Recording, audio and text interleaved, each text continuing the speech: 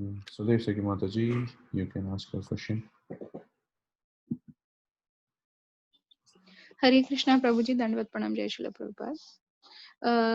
So Prabhu, my son Suraj had this question while we were reading chapter 10 of Bhagavad Gita today. So in that, the Lord says that of the Adityas, I am Vishnu. So I'm thinking that Vishnu here refers to Vamana, right? Yes, among the Adityas, yes, Vamana is the Vishnu. And then he says of the wielder of the bows I am Rama, and of the horses I'm Ucheshava.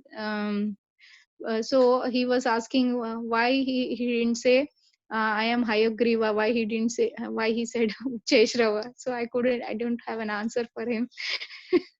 Hayagriva is not the horse, Mataji. Hayagriva is the incarnation of the Lord with horse face. Yes, Okay. I understood that, Prabhu, but yeah, it was difficult to tell him. Like he said, I said it is just like I wanted to tell that in every species, what is the most the best among that species? That Krishna is trying to say that I am that. But he said, then how come you said Vamana? He's directly Lord, right? And how come Rama? So like that, he was questioning me. So in every category, Krishna is saying he is the best. Whatever best you see is actually his energy.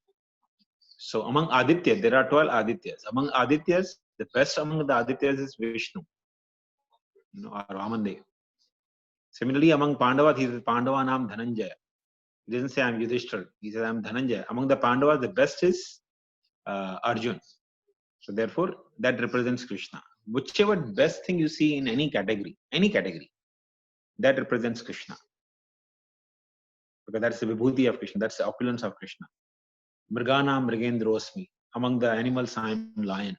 Because lion creates a reverence and fear in the hearts of anyone. Right? Among the animals. You see elephant, you won't be so scared. But if you see a lion face to face, you'll be scared. Right? Similarly, Stavaranam Himalaya. All the mountains in the world, Himalaya is considered the highest in this world. So Krishna says, I am that. So whichever is best in that category, Krishna is saying, that represents him. So among the category of horses in the whole universe, it's very famous. Among the horses, Ucheshrava is the name. You ask anyone in the universe, not only here on the earth, but you ask anyone in the universe, which is the best horse in the whole universe? They'll say Ucheshrava. Which is the best elephant in the whole universe? Airavata. Where is this horse, Prabhu? Like Airavata is with Indra. So Ucheshrava is the horse of Bali Maharaj. Bali Maharaj has that horse. oh, okay. Thank you, Prabhu. Okay. Anuradha Mataji, you can ask your question. Hare Krishna Prabhuji, Dandavat Pranam. Prabhuji have in the text 2, chapter 11, text 2, that there are certainly different bodies in physical forms, but the atoms themselves form the complete manifestation. Means, Prabhuji? Okay. When they stay in their own forms without forming,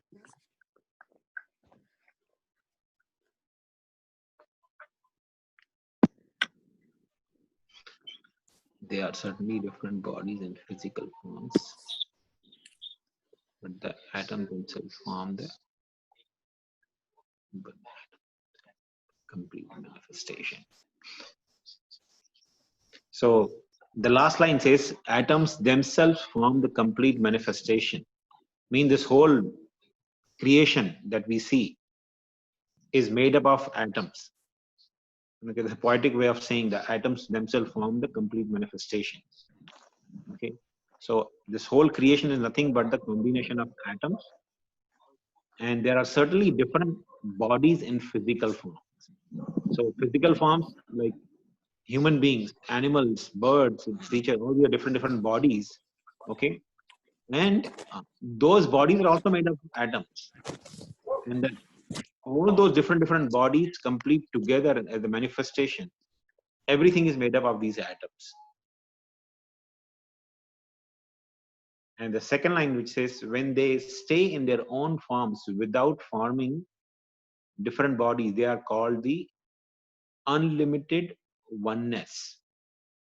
So unlimited oneness means very minute, very, very minute.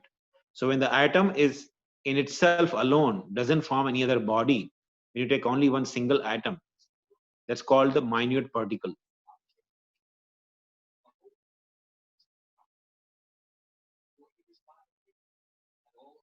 So you try to break the word unlimited, one. So unlimited oneness means only a single unit. So unlimitedly small unit, that is called atom. There's a definition of, that's a way of defining. Prabhupada is actually putting in a very poetic way, which appears to be very philosophical. But the simple way is to say is the atom is the smallest body, material body, you can say in one way. And the whole cosmic manifestation is made up of these small atoms. Okay, Prabhuji. Okay. So these atoms are everything. It's describing about the universe. The atoms and everything. It's describing about the universe only. This translation. Yes. So see the very first line, which says atoms are ultimate state of the manifesting. Ultimate means the minutest particle of the creation is atom. Okay. So this is Thank actually Bhaktisiddhanta Thakur actually explains in this commentary in Chaitanya Bhagavat. Whenever using the word ultimate, that is very synonymous to, you can say in Sanskrit.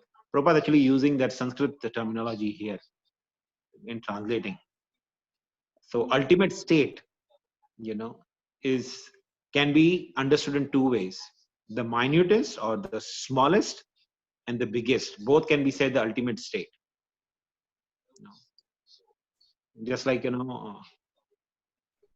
in Sanskrit, if you want to refer the oils, different kinds of oils, they are called taila. But when you say maha taila, maha means the supreme in one way. But when you use that word maha taila, it refers to the abominable oil, the oil that is extracted from the dead bodies. Okay. Similarly, Bhaktisiddhanta Thakur gives example. If you call somebody Pandit means learned, but if you call somebody Mahapandit, that can also means a fool. Sometimes fools are also called as Mahapandit. Sarcastically, that's what they use.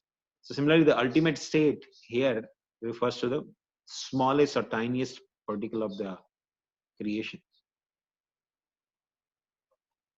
I mean, English, it might be a little confusing. Yeah. But Prabhupada is using that Sanskrit terminology here in English language. Okay. Yeah. Some point if I'm understanding, and some point it's I'm confusing. So that's what I. Prabhuji, what is that unlimited oneness here? Unlimited means you can say infinitely, and oneness means a single digit.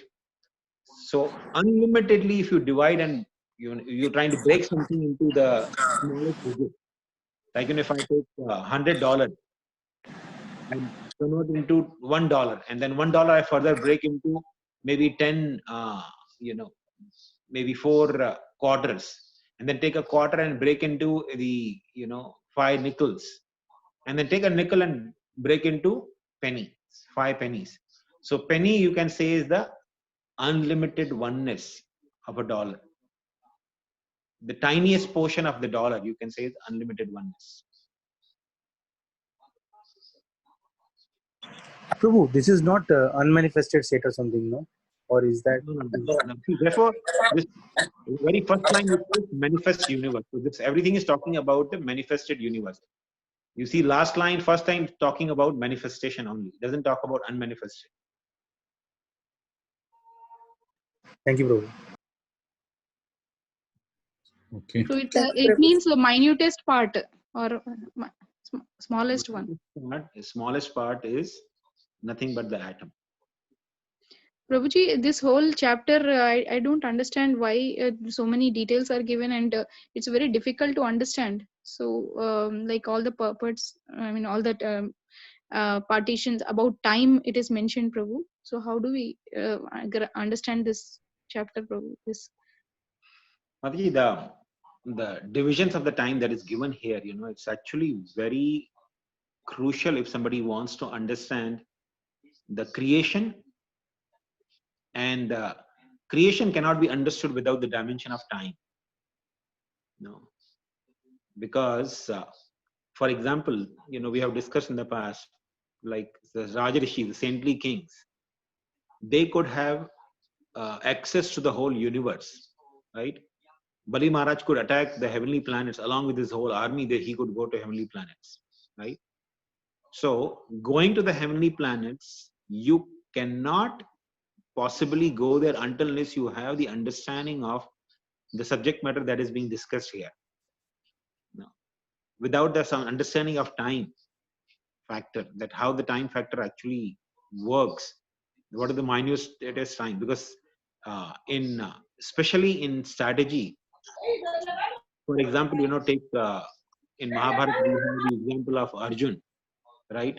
Arjun is simply looking into the water, the reflection of the rotating disc on which the fish was stuck, right? So simply looking into the water, he can figure out where exactly to shoot the arrow precisely. You know, we even look in the same direction and we cannot shoot, but he can look into the water, the image of the rotating disc of the fish, and still shoot the arrow. So how many dimensions we are talking about? First and foremost dimension is the angle at which you are looking in the water and where the object is situated. Okay, first he has to consider the angle. Then it's a rotating objects. Rotating means it's rotating in actual situation and is being reflected in the water. So what will be the time difference between the reflection that I see and the actual object that is rotating? So I have to shoot the arrow. Arrow will take some time to reach there. So what will be the speed of the arrow depending on how much I pull back the string? All these calculations has to go in the mind precisely. Then only a person can be precise in shooting the arrow in that way. So it involves a lot of mathematics, lot of time calculation, precise time calculation, and a lot of physics. We're talking about three things. So if somebody wants to be even a good archer like Arjun, has to have the knowledge of these aspects of physics, time, you know, and the space, the distance. All these things are very, very crucial and important. And you will see the time factor when you are reading these chapters, time and distance, they are very much interlinked. In fact, the definition of time begins with space. How much distance a Trisarenu, or the tiniest particle that we see in the sun rays, you know, covers, that much distance is covered. That is called, you know, the smallest, what do you call, fraction of time, the smallest measurement of time.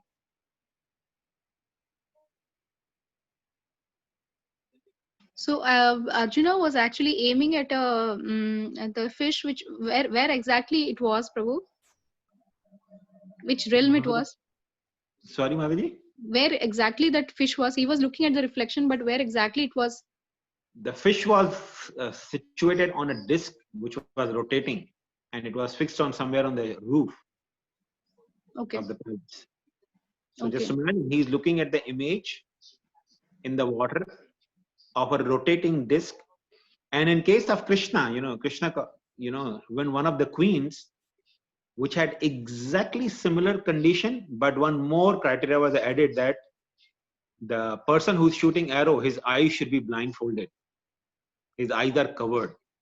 That means not only the person has to have all that factors in mind, but before his eyes are blindfolded, he has to precisely make note of the position of the rotating disc of the fish, and keep calculating in the mind on continuous basis between the time when he blindfolds his eyes and when he shoots the arrow.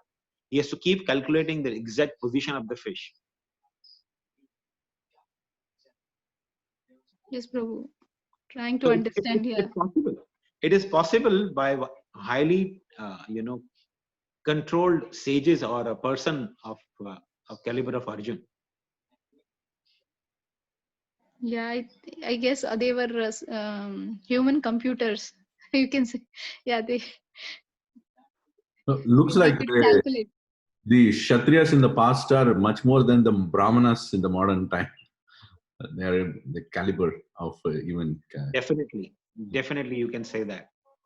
You know, in fact, Maharaj made one statement once.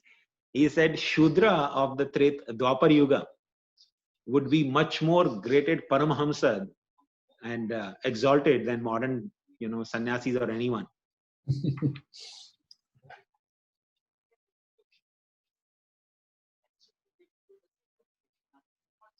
So, Prabhu, when we are reading all these descriptions, what is the main thing which we have to take from that?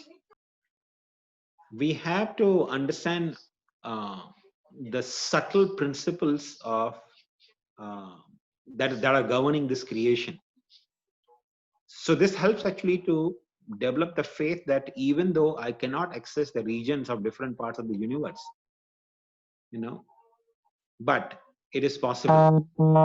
The Rajarishis, they had this information from the Vedas. They were trained in the Gurukul, in all these aspects, and therefore it was possible for them to access the different parts of the universe. Not only access, but even rule those parts of the world. So when Parikshit Maharaj is emperor of the whole world, he's ruling all the 9 Varshas in the Jambu Dvipa. He was ruling the entire Jambu Dvipa. That means he had access to all those regions as well. And not access just only once and going and conquering and coming back.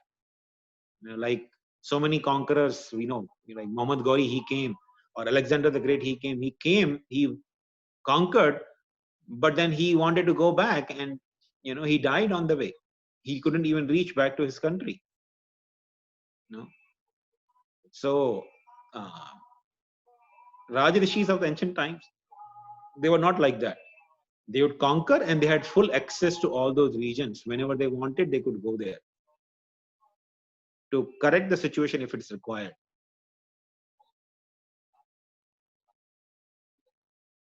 Thank you, Prabhu. Okay. Prabhu, sorry, is there not live YouTube today, Prabhu? Or It's recorded because it's not regular account. oh, okay, sure. Thank you. Only Wednesday we have clash, so we cannot use the regular account. Okay. Thank you, Prabhu. Vinita Mataji, you can ask your question. Thank you, Prabhuji. Hare Krishna, Prabhuji. Dandavat Pranam, Prabhuji. Prabhuji, we say that Harinam is so pure that it can release anyone from this contaminate things.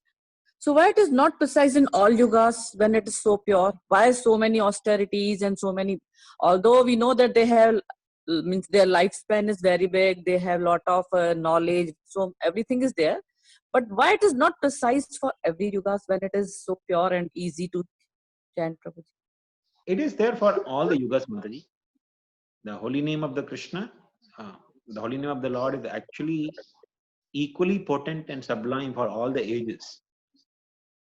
But in other ages, the people are expected to perform the Yuga Dharma. Yuga Dharma is nothing but, you can say, a law set by the Lord. So one can attain the perfection only by following the Yuga Dharma. So Yuga Dharma, you can take an example. For example, bank has timings, right? So right now, say for example, it's 9:20 in the night. So though you have bank account, say in Bank of America, you have bank account, and you have maybe even $1 million there. But if you want to take out the money, you have to go during the bank timings only. You cannot go at now in the night time there, and say, I want my money now. First of all, nobody will be there to hear you, right? Even if somebody goes and sits outside the bank, I want my money now, first of all, nobody will be there to take care. But if the person tries to enter the bank forcefully, because I have account there, I have my money there, he'll be arrested. He will not get money. Not only not get money, but not have any benefit. In fact, he can go to jail for insisting in that way, or he can go to asylum. People may think he's gone mad. So even though I have money in the bank, I have bank account, I have my own money in there, but if I want that money, if I want to extract my money and get the benefit, then I have to go as per the scheduled timings of the bank. So similarly, Krishna sets up the Yuga Dharma. So for say Kali Yuga, the Yuga Dharma is Harinam Sankirtan. So somebody tries to, no, I will perform, yoga. I will go to forest and perform tapasya. Like in Treta Yuga they used to do. In Satya Yuga they used to do. Krita yad dhyato Vishnu. In Krita Yuga, in Satya Yuga they used to do dhyan of the Lord. So I will go and do dhyan in the forest. Well, we may do that, but the perfection will not come because that is not the Yuga Dharma. We may not get the success. There will be a lot of obstacles coming. But if we follow the Yuga Dharma, then very easily we can get the success. Okay, Prabhuji. Thank you, Prabhuji. Thank you for clarification. Gaurav Nankani Prabhu, you can ask your question. Yes, Hare Krishna.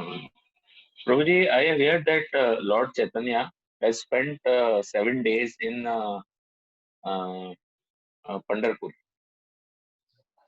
Yes, Can you elaborate some pastime of that, Prabhuji? Sure, Prabhu. So, Lord Chaitanya, when he was leaving for South India too, he told the devotees, devotees were not giving permission for Lord Chaitanya to leave. And Lord Chaitanya gave the pretext that my brother Vishwarup had taken sannyas. So I want to go in search of my brother Vishwarup. And that's how the devotees actually ended up giving permission to Lord Chaitanya to go. Though Lord is supremely independent, but he shows an example, that he doesn't want to leave until he gets permission from his devotees. So on the pretext of finding his brother Vishwarup, he actually left for South India too. Just give me 1 second because the phone battery is dying. I'll just quickly connect the charger. Sure. Narottam Das Prabhu, so to answer your question, we are recording it. We will upload in YouTube after recording is done. Sure, Prabhu. Thank you so much. I always look at the YouTube video, Prabhu. So I just want to make sure it's able to there. Thank you so much. No problem.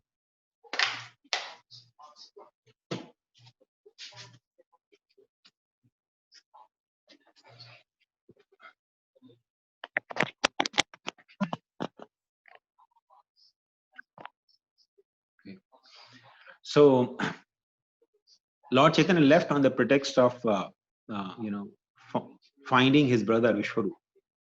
So while traveling, when he came to Srirangam, okay, when Lord Chaitanya saw the deity of Lord Pandrinath, Vithala, Lord Chaitanya became very ecstatic and started dancing in the temple of Pandrinath.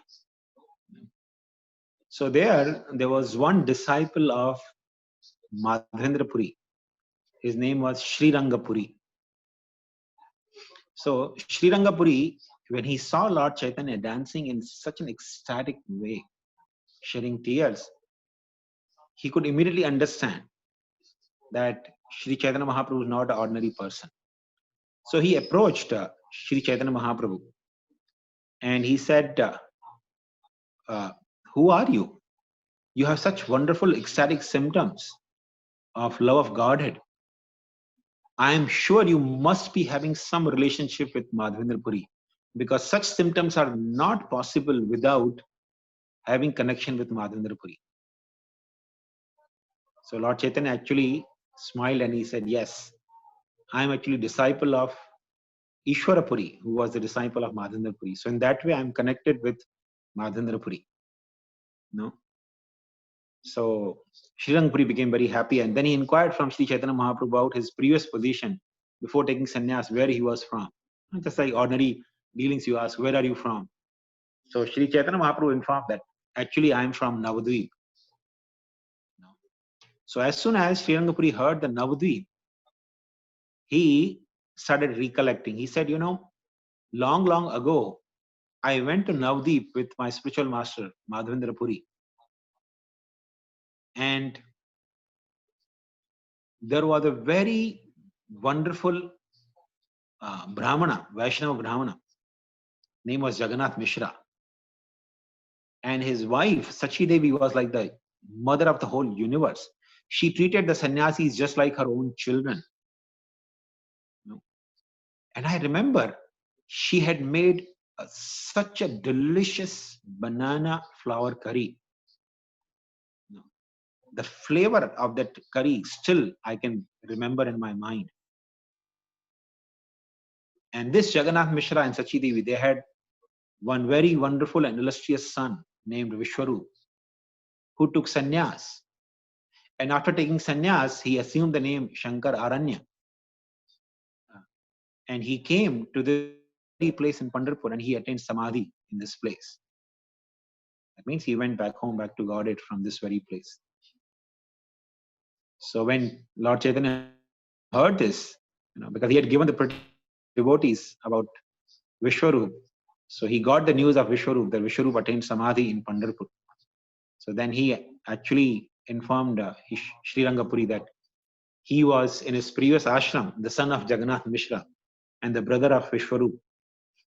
So hearing this, Sri Rangapuri was very happy and he embraced Sri Chaitanya Mahaprabhu. So this pastime transpired in Pandharpur. Wow, Prabhuji, very interesting. Thank you very much. Yeah. Thank you very much for reminding us of Pandharpur and these beautiful pastimes of Sri Chaitanya Mahaprabhu. There are actually lotus feet of Sri Chaitanya Mahaprabhu installed by Srila Bhaktisiddhanta Thakur. In our Gaudiya and in our ISKCON temple, we do have the lotus feet of the Lord Chaitanya installed. And I visited, of course. Last time I visited was almost, I think, more than 15 years ago. Was it with us, Prabhuji? Yes, I think we did. We went through the train, I believe. Yes. We went. I think it was in 2003, sometime in 2003. Yes. I remember. And you spoke.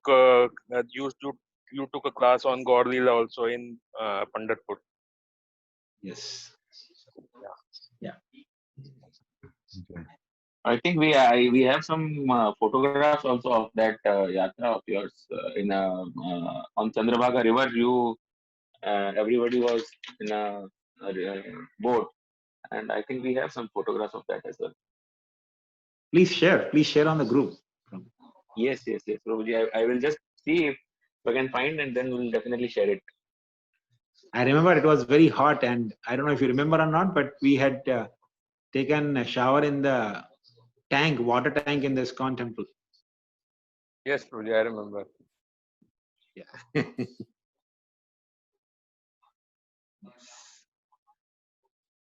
Okay. So, Prabhu, I will definitely find out and share it as soon as possible. Chaitanya Mahaprabhu's lotus feet in Srirangam also is installed by Bhaktisiddhanta Saraswati Thakur. Is it? Sorry, who? Chaitanya Mahaprabhu's lotus feet you mentioned, right? That installed. Installed somewhere by Bhaktisiddhanta Thakur. I remember we visited in 1995, I believe, 95 or 96 to Pandharpur, and Maharaj had taken us there. That was some Gaudiya Math, the Bhaktisiddhanta Thakur had installed the lotus feet of Lord Chaitanya. So there is one in Srirangam also. That also probably he might have installed it, right? Yes, Srirangam also. I think I've seen even in Tirupati also is there. Oh. Lord Chaitanya's lotus feet. Bhakti-Siddhanta Thakur installed Lord Chaitanya's lotus feet in all those holy places.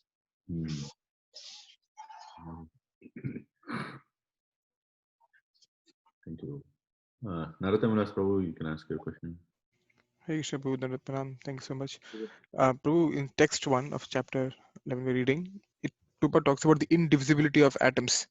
And he mentions that that is the current understanding that atoms are the indivisible part. But I mean, as we know, in the sense, material scientists, whatever they're doing, we have protons, neutrons, bosons, so many other particles inside the atom when they found. So how to understand this statement that the atom is the most indivisible part? When if I mean, I don't have any doubt. But what I understand is I may not be able to understand right now what Bhagavatam is saying, and Bhagavatam is true. But when others read this statement, when they ask question, how to make them understand or how to convince them, I could say. That's a very good question, Prabhu. We should always remember terminologies. Okay. Shankaracharya, Shripad Shankaracharya says, Nama Rupa Jagat. This whole world is nothing but creation of different names. For example, in our family, I may be calling my father as Pita, Pitashri or Pitaji, or somebody else, his brother may be calling him, in different way. My grandma may be calling him different way. Okay, so even though the same person is referred by different names, okay, one person referred by different names, or even in different languages, the same person or same object will be referred in different ways. So one object may have many names, and many objects may have one name. Okay, so when we are talking about atom that is described in Bhagavatam and the atom that the scientists define may not be the same. So Bhagavatam is describing the minutest particle which cannot be further subdivided is called atom.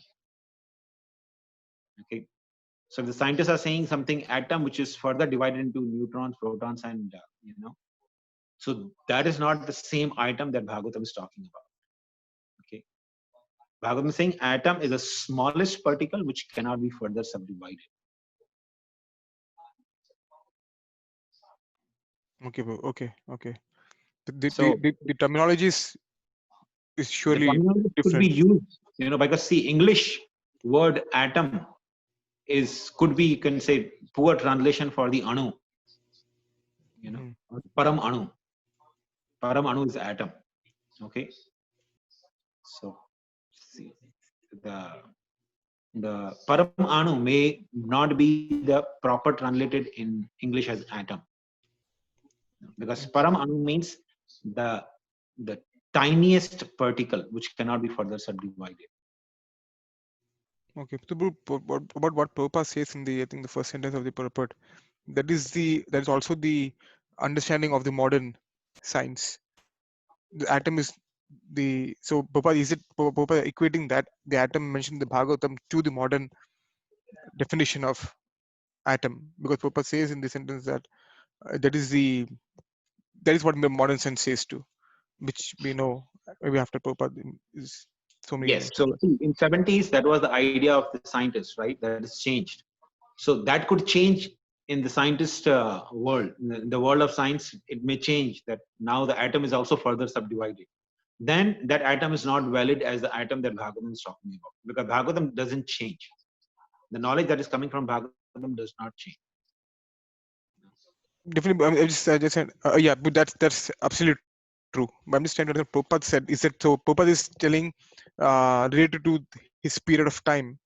Is that what? Yes. Which one understand? Yes. So, This is the understanding that Prabhupada is talking, because in that time, that was the relevant thing. Modern atomic theory is not relevant anymore to those times, right? So therefore, you may say that the smallest particle in the modern scientist terminology, today they're saying, proton, neutrons, and electrons, right? So they say that cannot be further subdivided. So somebody may say, okay, you can say those proton, neutrons, and electrons, that is atom. But tomorrow they may come up with a theory that, oh, that's also further subdivided. Okay. So, but the Bhagavatam says the minutest particle which cannot be further subdivided, that is atom. This is the same as the Andantarastha Paramanu, same thing. Yes. Okay. Okay, Boo. Yeah. Thank you, Boo. Thank you so much. Very good. Krishna.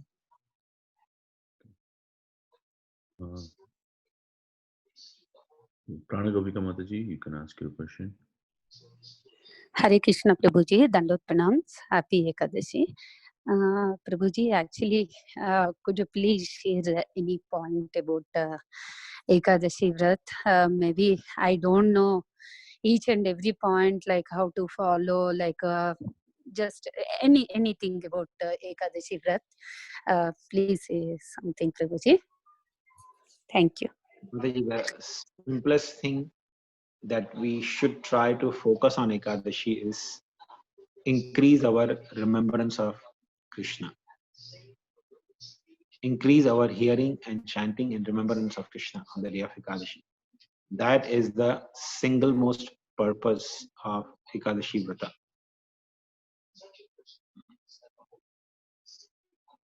So everything else is just to support that principle. So ideally, I'll say, if you can chant more number of rounds on Ekadashi, or spend some more time on reading Bhagavatam or pastimes of the Lord, that is the perfect or complete following of Ekadashi Vrata. There cannot be anything better than that.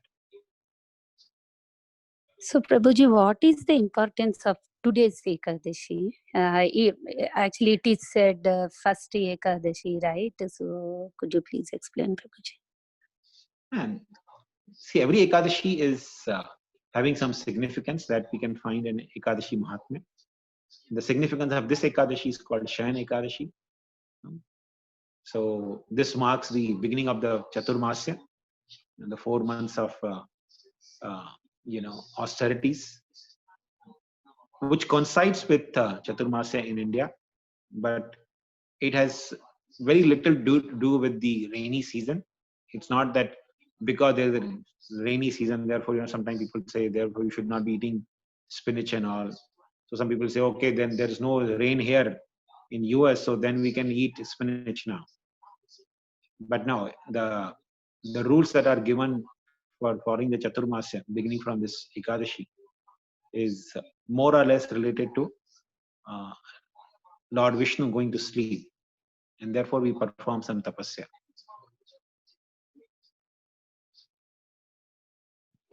So, Prabhuji, actually, the Tulasi Vivah is the day of like Uttana Ekadasi, right, Prabhuji? I do not remember exactly, but it comes sometime in the month of Kartik. Yeah. So, yeah. Thank you so much, Prabhuji. So it is said like 4 months is a Chaturmasa Diksha from today to till Kartika. Till the end of Kartik, yes. Thank you so much, Prabhuji. Hare Krishna. Hare Krishna. Sachin Mother Prabhu, you can ask your question. So, Prabhuji, this is not my question, but this is my daughter's question. That if Devas have taken Amrit, then why do they die? I think it has been discussed also earlier. And there is one wonderful pastime she has, she would like to narrate. Sorry, Prabhu, I didn't get you. Could you speak a little louder? Yeah. Is it audible now properly? It's audible now. Yeah. So the question is that this question is from my daughter. She asked if Devas have taken Amrit, why do they die? Okay. And she has one wonderful pastime also. She wants to Wonderful read. pastime. What pastime, bro?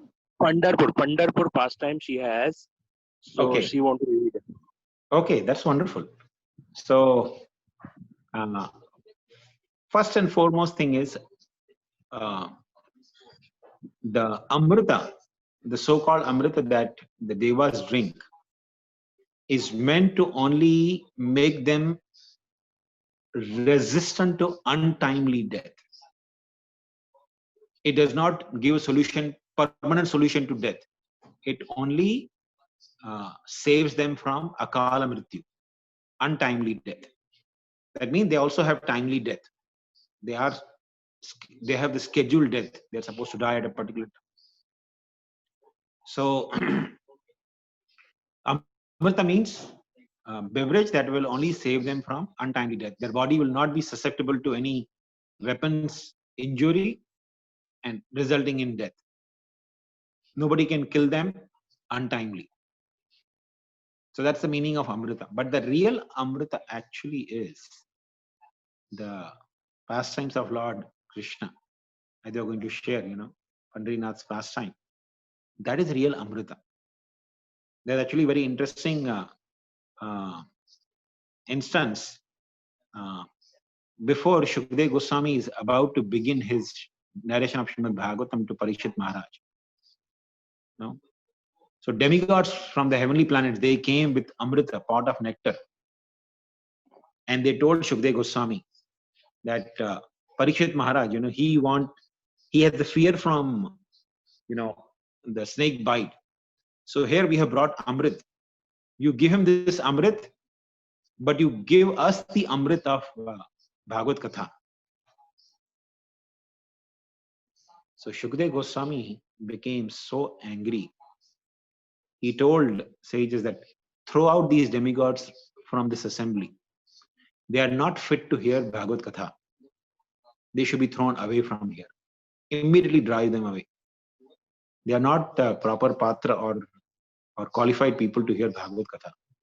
Now, we actually invite even meat eaters and drunkards and everyone, right, to hear Bhagavad Katha. But Shukdev Goswami became very angry because demigods were trying to compare Bhagavad Katha or the pastimes of the Supreme Lord Shri Krishna with insignificant Amrit from the heavenly planets. The Amrita that is available in the heavenly planets is actually insignificant because it has no comparison with Hari Katha. Hari Katha is real Amrit. So because they were committing that offense, therefore Shukdev Goswami did not let them sit in the Bhagavad Katha. They were actually driven away from that assembly. So the real Amrit actually is what you are going to share now. So please go ahead.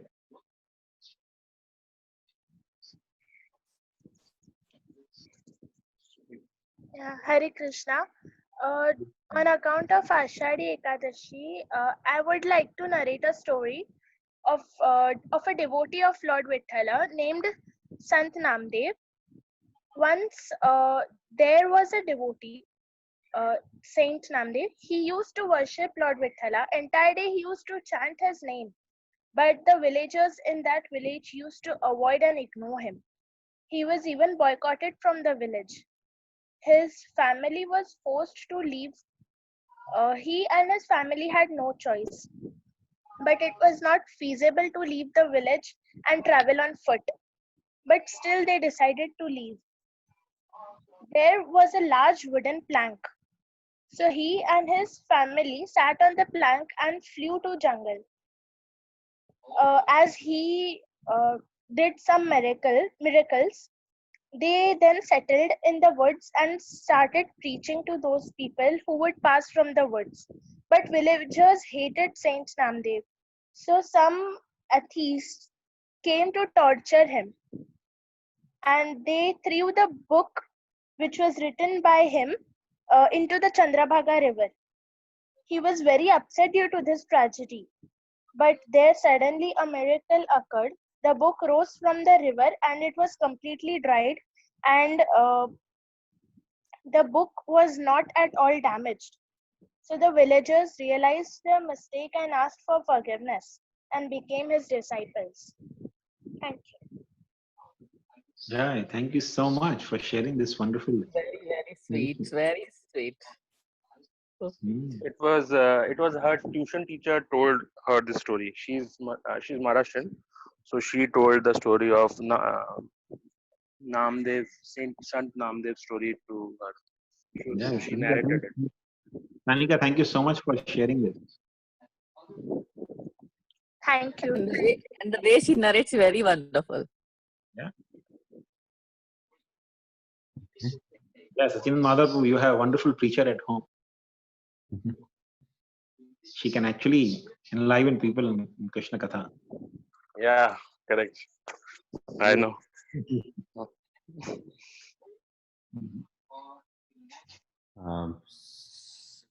Sudhir Sekimataji, you had still the additional question? Those questions, yes, Prabhu, that all the fractions of the time which was explained, I wanted to understand, but I think it is too complicated. If you could summarize somehow. So, what do you want to summarize, Mandani? Sorry. Actually, I was unable to understand, like I mentioned about verses 5 and 6 of this chapter, Prabhu. So I was not able to get, can we go to that 5 and 6 purport, Prabhu?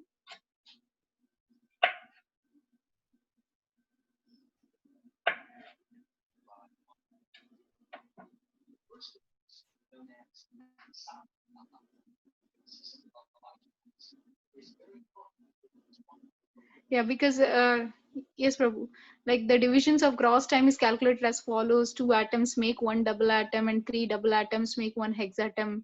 This hexatom is visible in the sunshine, which enters through the holes of a window screen. One can clearly see the hexatom goes up towards the sky. So all these things I couldn't understand, Prabhu. In the text 6 also it talks about something like we have a sand clock. Similar to that, they used to have some measurements like that. So, so could you help us understand, Prabhu? So this is what I was defining. Trisarenu. Trisarenu is nothing but is described as 6 atoms combined together. So atoms we cannot see with our naked eyes, right? But what we see in the sunlight, right? Sometimes when you see the window, from window the sunlight is coming, we see small particles floating in the air, right? So each of that particle is called Trisarenu, which is combination of 6 such items.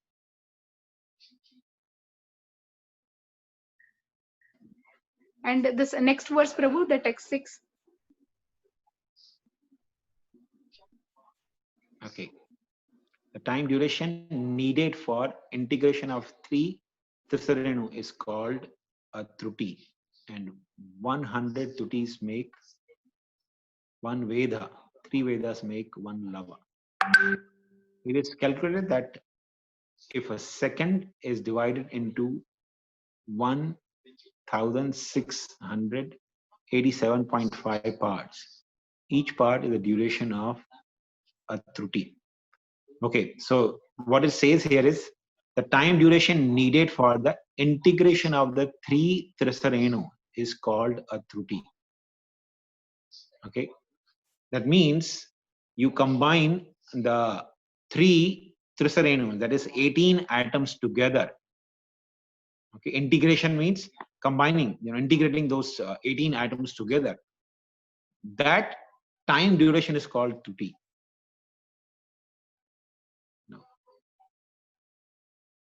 And 100 Tutis make 1 Veda, and 3 Vedas make 1 Lava. So we have heard this Lava Matra Sadhu Sangha Sarva Siddhi Hai. Okay, so that Lava is defined here, which is, you can calculate exactly how much time it says. So Prabhupada actually gives in terms of second, because this is what we know nowadays. 1 second is divided into 16,687.5 parts. So each part will be called Tuti. Okay. So you can practically say, 1/16th of a second, is one Veda, and 3 Vedas is one Lava. So you can say 1/5 of a second is called Lava. Practically speaking, 1/5 of a second is called Lava, according to this calculation. So this is nothing but the mathematics only. If you just try to take the calculator and put it in a chart, you can actually put together all these terminologies. So this actually gives us insight that milliseconds or microseconds, that we have measurement with our modern technology, with the digital equipments. It was, even without digital equipments, possible for the sages to calculate in this way. So Prabhuji, it started with matter, and it when it from there it came to time. That how integration of the time taken to integrate these many atomic particles, it takes this much time. Like that, it was related. So that's why you said you were talking about time and space, Prabhu. Could you clarify that again? Okay, so if you read the Prabhupada makes it clear. Okay, is a part of Tuti, which is the time occupied in the integration of 18 atomic particles.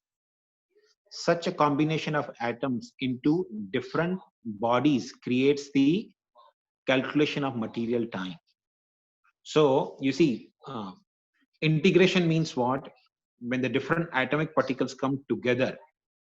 Okay, like our body is also nothing but combination of different atoms. Innumerable atoms are combined in our body. Okay, so we have heard in modern science says, right, that in our body there are so many cells which are generated and degenerated at every moment. Okay, so think in this way, that the 18 atoms, whatever time it takes for 18 atoms to combine together, okay, that is what is called Tuti. That's what is referred here as Tuti. So to create a whole body of those many atoms, you can actually practically calculate in that way. If you take the time period and formation of the body, if a particular body takes 9 months to form, how many atoms would be utilized in the body? That also you can actually calculate in that way. So this is what is calculation is given in terms of time and space. And I don't recollect, but I think somewhere in these purports only Prabhupada also mentions that when you talk about this Thruti, 18 atoms coming together, so to travel the distance of these 18 atoms combined together, it is very tiny distance. That much distance which is traveled, who travels, how, when and how he travels is not mentioned, but to cover that much duration of time is also called Tuti. Now this actually, when I connect with the astrology, it makes a lot of sense, because in astrology we actually calculate the traveling of the planets, in terms of degrees, minutes, seconds, and these degrees, minutes and seconds are nothing but a very, very tiny distance, insignificant. You cannot even visualize that distance. That much distance is covered by the planets. Like for Saturn particular planet is called Saturn. It travels practically 0.05 seconds, in every 1 minute or something like that. So measuring that much distance also, especially when you're seeing some tiny star, Saturn is visible as a small star in the sky. So how can you measure how much distance the Saturn is moving, sitting so far from, Saturn in the sky, where you can't even see visually moving. You see it's stationary only.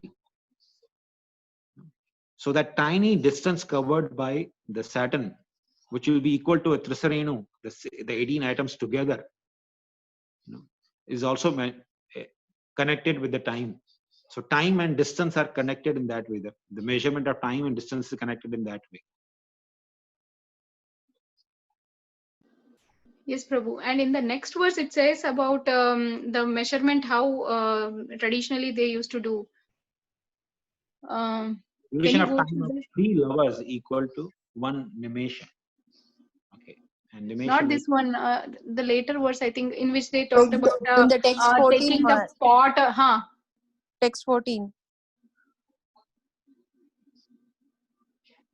Yeah, those danda and also the kancha and the yeah, this one, Prabhu. So, it says the pot is submerged in water and the overflooding time is called danda and all this stuff. So this is nothing but the time measurement. I have read this. If somebody can make it, it will be wonderful. But this is the, you can say, instrument or machine, you can say, is made to calculate the time. So exactly the measurement is given, how big the hole should be in the pot, how big should be the pot, and when you submerge, when you put that pot into the water pot, in the water body, the water will start flowing from that small hole. So the time that is taken to submerge the whole vessel to sink in the water, that is the measurement of time is given. So that's how they used to measure the time. Similarly, the sand clock is nothing but also based on the similar principle that is given here. Yes, Prabhu. So that measurement, which is time taken to submerge that pot, is danda, is it? Yeah. I mean, you can go through these. Yeah, it's quite. Okay, Prabhu. Thank you. This is there in one of the temples, Prabhu. I don't know which temple, but they call it Ghatakayantra. Ghatakayantra or Ghatakayantra. I have seen that in one of the temples. Mm-hmm. They put a small the pot with a hole. They leave it in the water, like it slowly water fills and takes a dip. Somebody will come and put it again.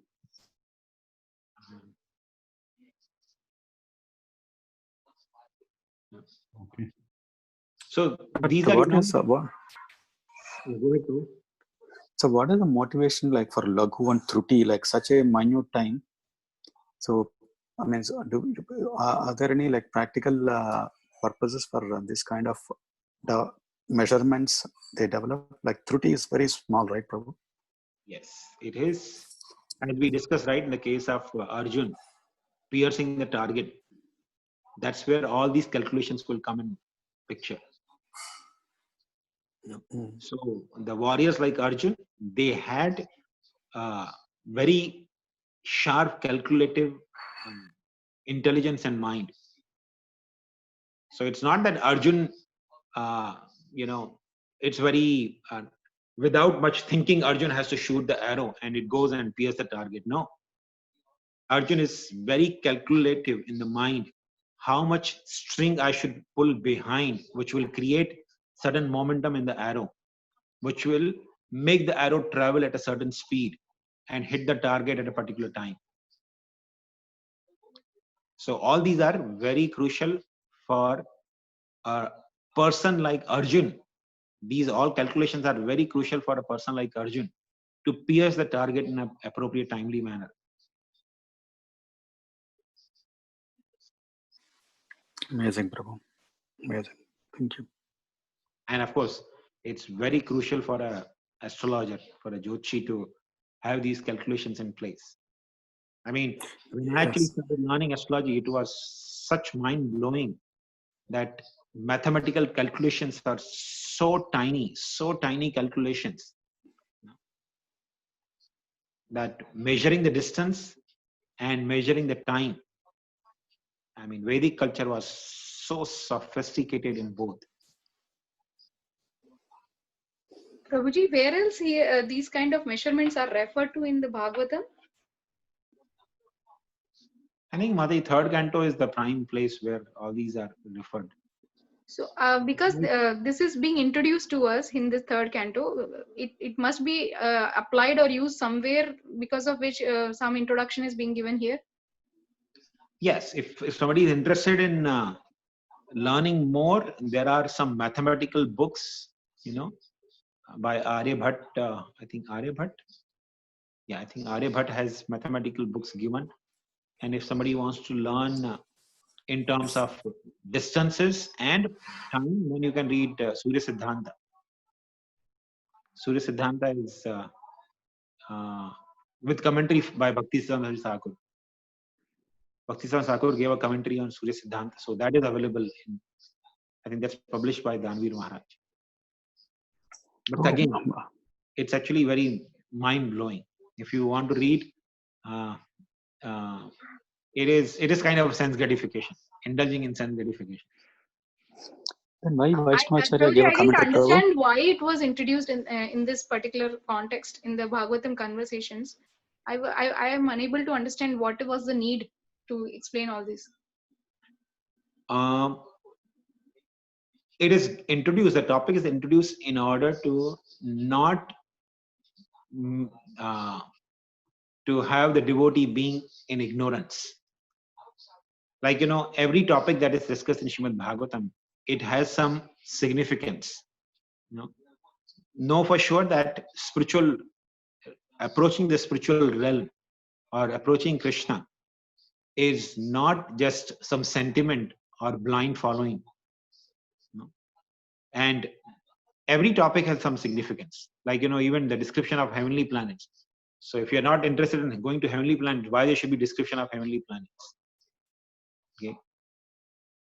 For a devotee, he doesn't want to go to heavenly planets. Why there should be description of heavenly planets and description of Jambu Dvipa, describing how there is a Jambu Nadi and there is a gold generated from the Jambu river because of this, the bank of the river, the Jambu juice gets dried up and becomes gold, and that gold is picked up by the wives of demigods. They make the different ornaments from that gold. So what is the need of all that description? Because it's just preparing our mindset that when the soul is about to leave from this world, it's not leaving in ignorance, because the knowledge of Bhagavatam is not forgotten by the soul, even after death. Okay, whatever you read in Bhagavatam is not forgotten. It remains in the memory of the soul. Soul actually can remember all this. Okay, so when the devotee is leaving this material world, he has to go through the northern region, traveling to the spiritual world. When he's going to the spiritual world, he shouldn't get mesmerized. Oh, such beautiful ladies wearing the gold. The moment he gets mesmerized by that, he will be left there only. He will not be going to the spiritual world. So that's why Prabhupada said, even if you're attached to Rasgulla or Gulab Jamun, you have to come back to this material world. So all the descriptions which are given here is to make the living entity complete in the constitution as Satchit Ananda. Chit means full of knowledge. So the living entity, when he leaves this world, should not be in ignorance. He should be full of knowledge.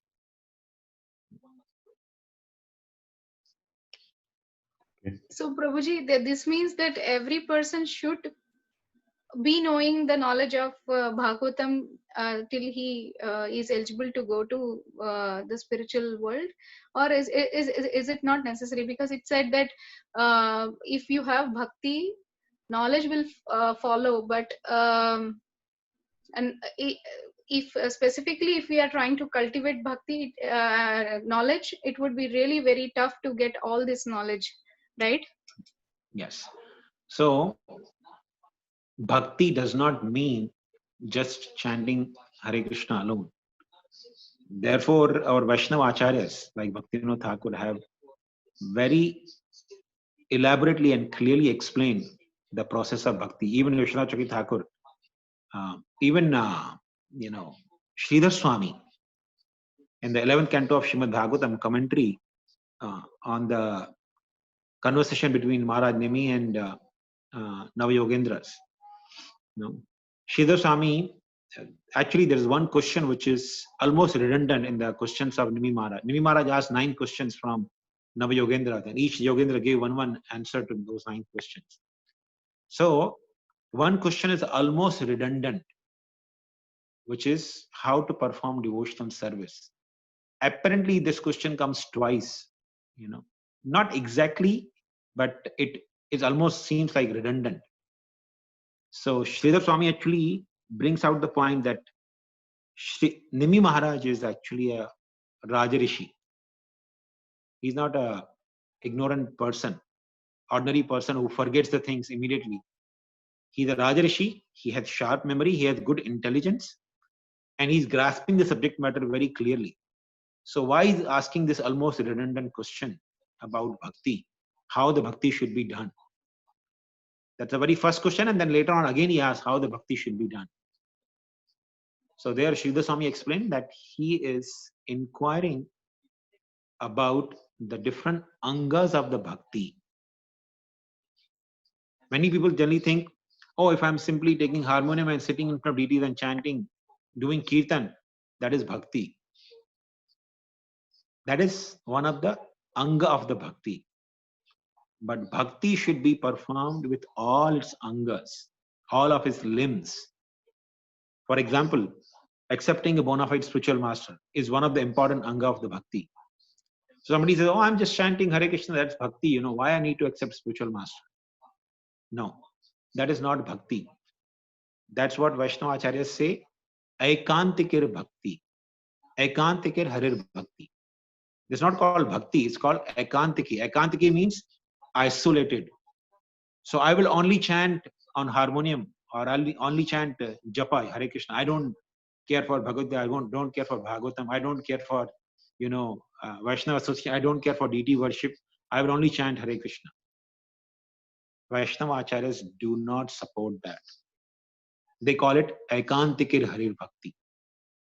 Utpata eva kalpate. Such bhakti only results in utpata, disturbance in the society. So that kind of bhakti is not appreciated.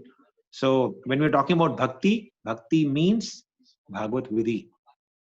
Hearing Srimad Bhagavatam, chanting the holy name of Krishna, worshipping Tulsi, residing in holy place, worshipping or serving Vaishnavas. These are all different limbs of bhakti which should be included as a practice. If not daily, at least occasional practice should be there of all these angas.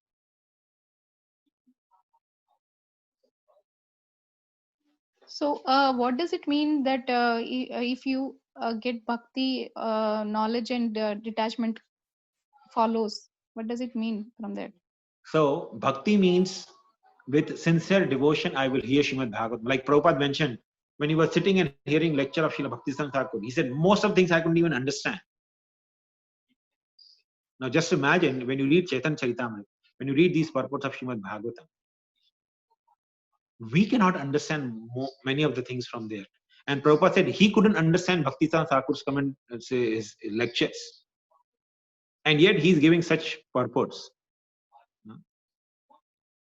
So hearing from the spiritual master, even if you don't understand, sit down and hear from the spiritual master. Even though you don't relish Bhagavatam, but you read Srimad Bhagavatam, that is a limb of bhakti. So when we do such bhakti, with sincere endeavor means I'm sincerely trying to understand the subject matter. Even though I don't understand, but I sincerely try to understand. I try to inquire. I try to discuss among the Vaishnavas. That is the sincere practice of the anga of the bhakti. That naturally brings jnana and vairagya. Janaiti asu vairagya jnanam chayada hetukam. So if a person is practicing bhakti in that way, jnana and vairagya will automatically come.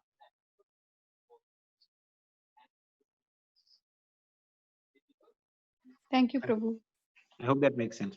Yes, Prabhu. Thank you so much. Okay.